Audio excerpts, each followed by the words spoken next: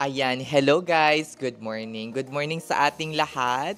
Isang nakakalokang morning to everybody. Ayan, mag-share lang ako. Ito, pangalawang card ko na to na isi-share sa inyo. Doon sa naunang card na shinare ko sa inyo, which is the Chase Sapphire Reserve. Ito naman, ano to, parang hotel chain card to. Parang hotel co-branded credit card ko to.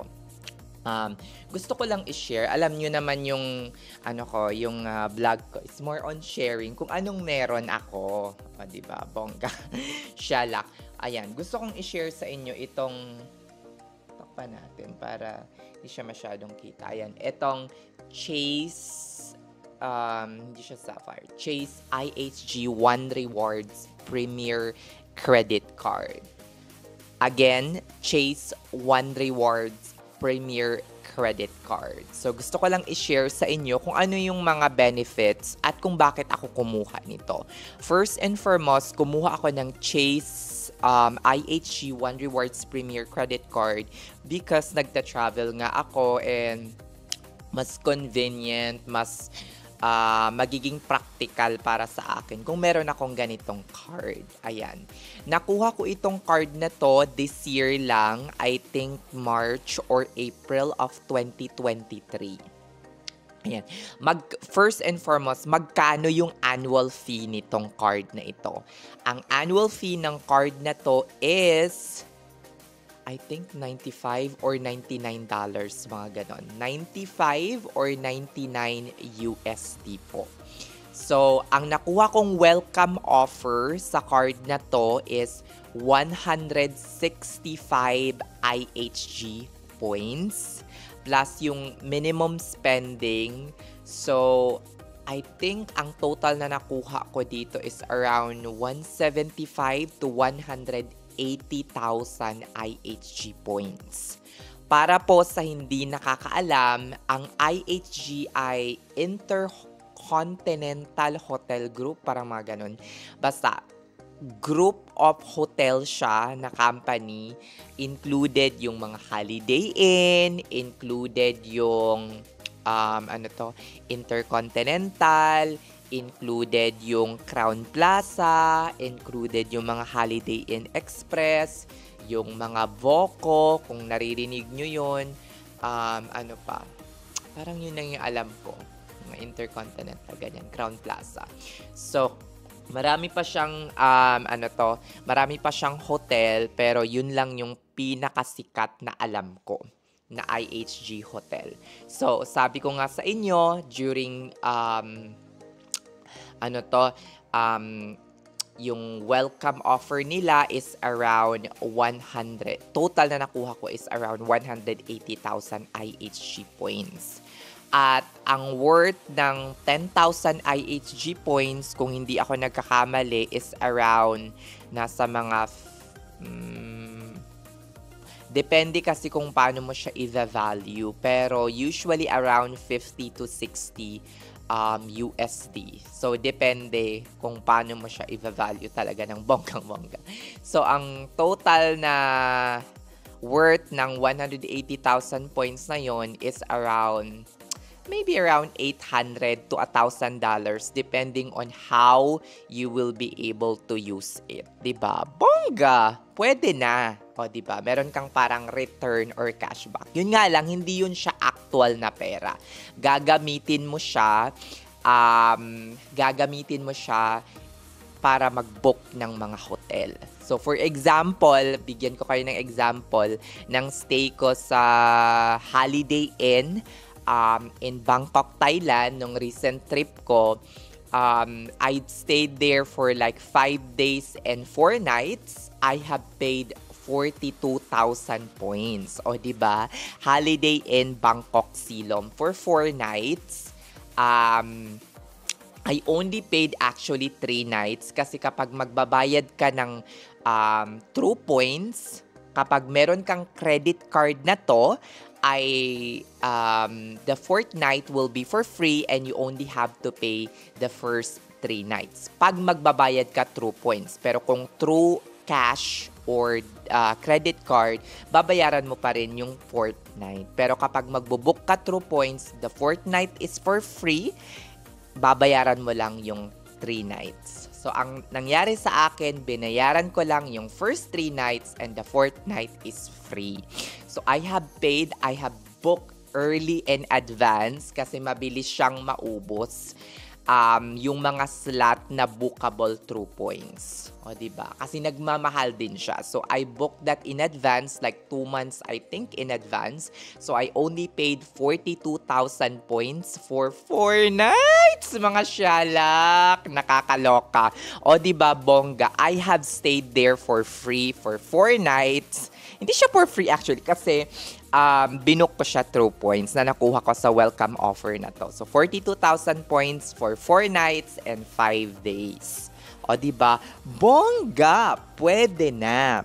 Nagstay din ako sa Crown Plaza, I think, in Riyadh, which is worth like 500 or 600 SR. Yung pinaka-regular na room, but I was, 500 to 600 SR, 21,000 points ang ginamit ko doon. Nakakaloka, di ba? Ang kagandahan pag nag-book ka through points is that you can cancel this. You can really cancel it 1 or 2 days before your arrival and hindi kayo matcha-charge ng matcha-charge ng mga cancellation fee. You know? Unless kung nag-book talaga kayo ng, yung flexible rate, pwede nyong i-cancel yon.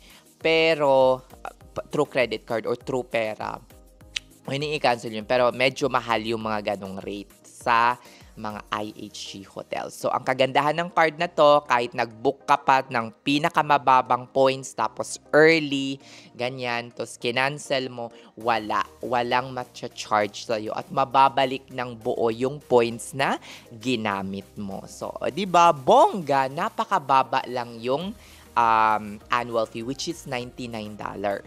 So, yung welcome offer. For the next year naman, may plano ba akong i-renew itong IHG points, IHG One Rewards Premier Credit Card? Kasi next year, wala nang welcome bonus or retention bonus. Wala nang mga ganon, mga beshi. As in, wala na.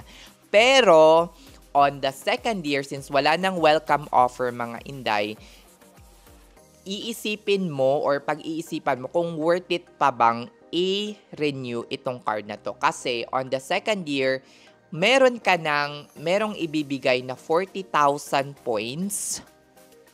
40,000 points, 1 free night rewards. Ang 40,000 points, 1 free night reward na yun, mga hindi mo siya pwedeng i-slash na yun.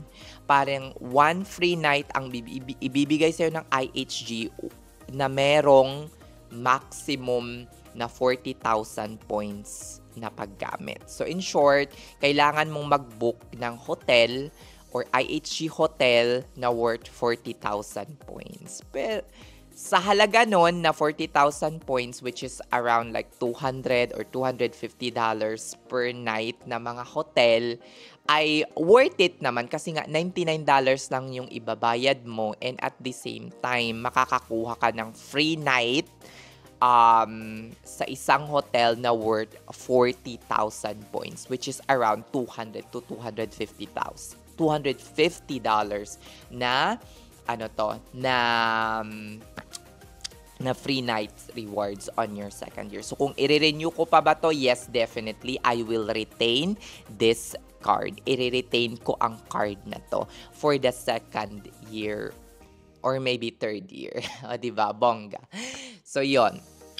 Pangatlo na benefit. Ano pa yung mga benefits aside from the points that you can get, mga inday, through this IHG One Rewards Premier Credit Card? Number 2 is platinum status. Automatic platinum status ka sa IHG kapag meron kang IHG One Rewards Premier Credit Card. Kapag wala ka nito, in order for you to become platinum status, you have to stay in 1 calendar year in any IHG hotel for more than 50 nights minimum. O, diba? Hindi natin kaya yon, mga inday, bago tayo maging platinum. 50 nights, sobra-sobra naman yun. Nakakaloka. Parang nasa hotel ka na araw-araw. 'Di ba? So 50 nights minimum in order for you to gain platinum status. So with this card, you don't have to stay even a single one stay sa IHG. For as long as meron ka nito, you have automatic platinum status. Ano ba yung benefits kapag meron kang IHG 1 rewards tapos meron kang platinum status with IHG? Number 1, you can request an early check-in. Kapag dumating ka sa hotel ng usually ang check-in time is around 2 p.m. Aware naman tayo dyan, 3 p.m., ganyan. Pero as early as 10 p.m., pwede na kayong i-check-in. Hindi kayo matcha-charge ng early check-in fee. As in, mga Inday, bonggang-bongga itong card na to. I have experienced a very early check-in. Sobrang aga. Ang usual early check-in time nila nung nag-check-in ako sa Riyadh Minhal, makikita nyo naman yung sa mga previous vlog ko, is around 10 p.m. ang check-in time, mga Inday. As in, yun na yung pinaka-early. Pero since I am on a platinum status, doon sa Riyadh Minhal na yun, Crown Plaza, they have allowed me to check in at around 8:30 or 8 a.m. instead na mag-antay pa ako ng 10 p.m. So imagine, ang layo, besh. 2 p.m. or 3 p.m. pa yung check-in time, but they have graciously enough para i-allow ako na mag-early check-in at around 8 a.m. Of course, depending on the availability ng hotel na yun. Pero ang nangyari, mga Inday, binigyan nila ako ng regular standard room, and then after that, they have upgraded me into a premium room. Kasi nga, meron na silang available after couple of hours, mga ganyan. So, maganda kapag meron kayong IHG 1 rewards, kasi nga meron kayong platinum status and you can have an early check-in. Pangalawang benefits ng card na to, mga Inday, upgrade 1 level. 'Di ba? I always get upgraded with this card, mga Inday. I've experienced that in Hilton. Next video na yung Hilton, shalak. Ayan, IHG. I have experienced that in Bangkok Silom. So, dapat regular standard room lang, king size yung ko. Pero they have upgraded me into their king premium. Okay? Wala siya sa executive suite, pero at least nasa, next level. So, almost every now and then, doon naman sa Crown Plaza Madina nung nagstay ako, they have upgraded me into the executive floor.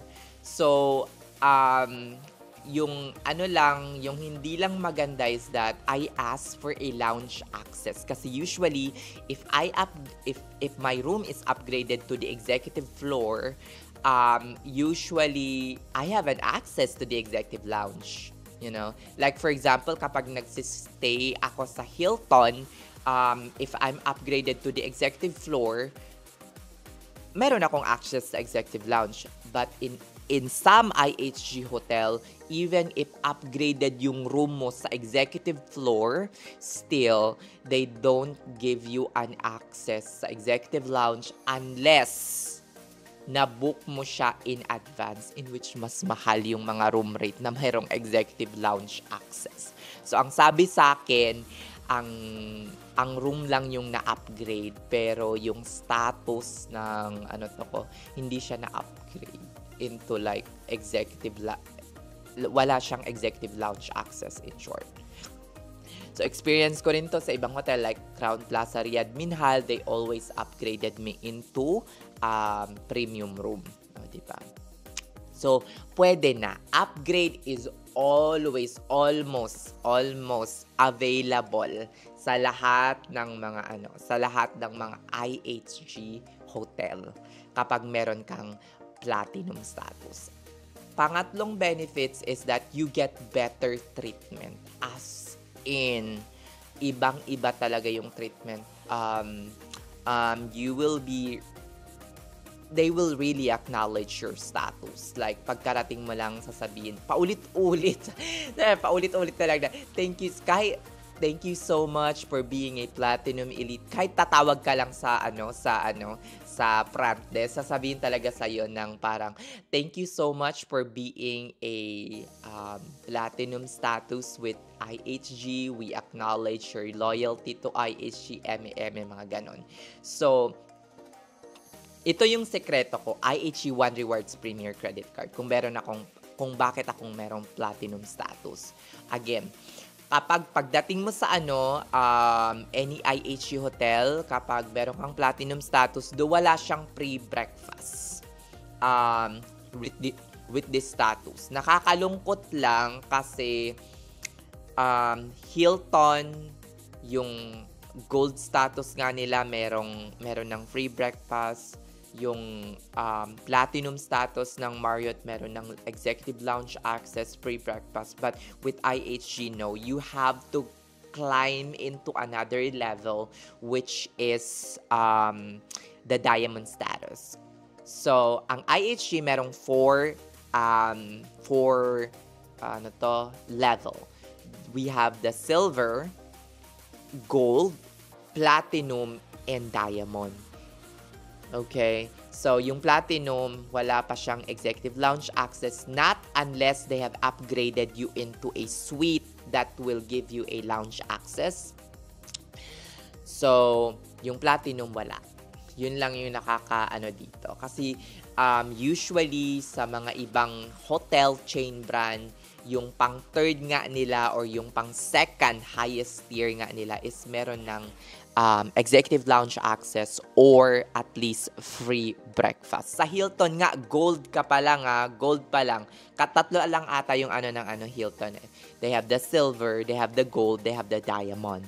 So, yung gold lang nila, meron ng free breakfast. Dito, platinum ka na, wala pang free breakfast. But, if you are a platinum member, it is cheaper na mag-avail kayo ng free breakfast kasi later ko lang to, nung nagbabasa-basa ako ng mga letter galing IHG na meron palang 30% discount at pwede kang magbayad ng points upon checkout.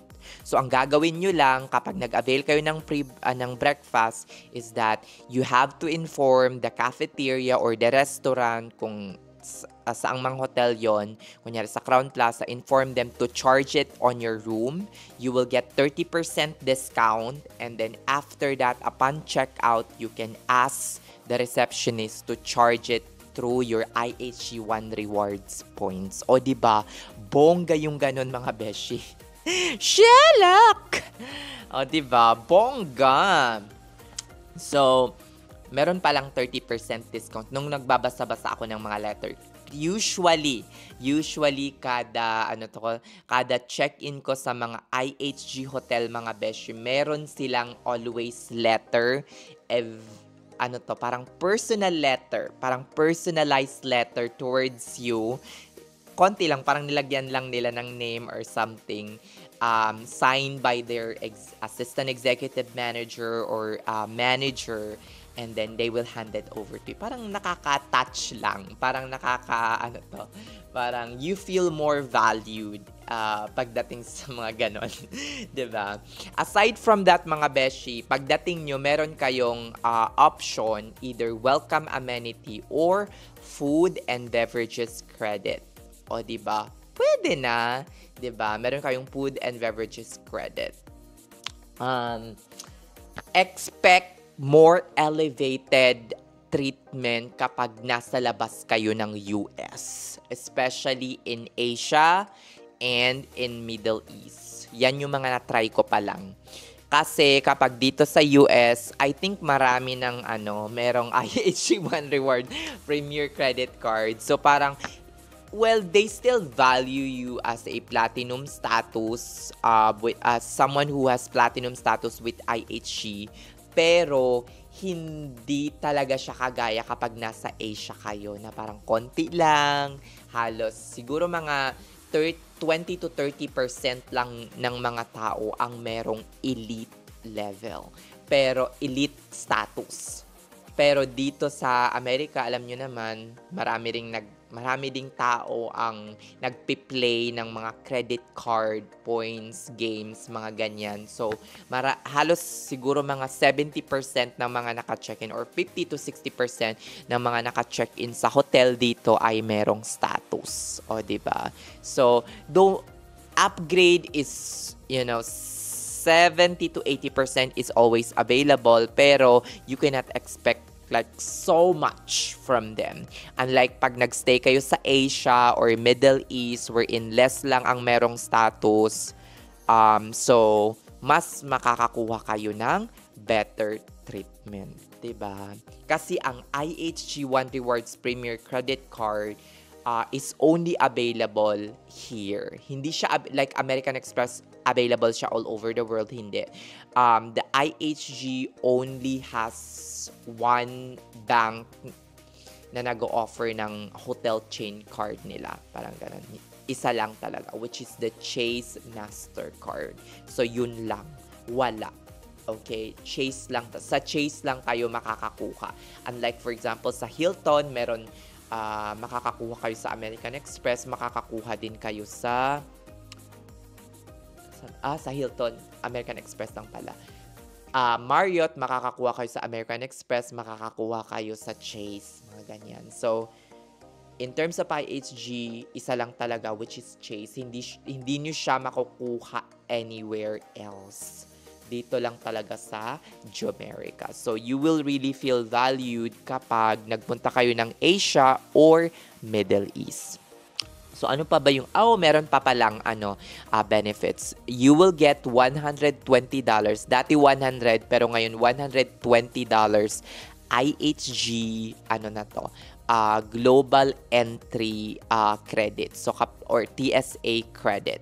So, kapag nag-enroll kayo sa TSA, for free na iyon at wala kayong babayaran. You just have to charge it on your credit card and then on your final bill, $0, wala kayong babayaran doon. So, diba, bongga. So, itong IHG One Rewards Premier Credit Card, mga Inday, sinishare ko sa inyo if you are constantly traveling or maybe binibigyan ko lang kayo ng option. Shalak! O siya, sige na mga Inday, hanggang dito na lang ang aking vlog. Hopefully, meron kayong natutunan sa video na to. And kung gusto nyong kumuha ng IHG One Rewards Premier Credit Card, ilalagay ko na lang yung link sa baba. O, diba? Bongga! Shalak! Bye! Have a nice day, mga shalak!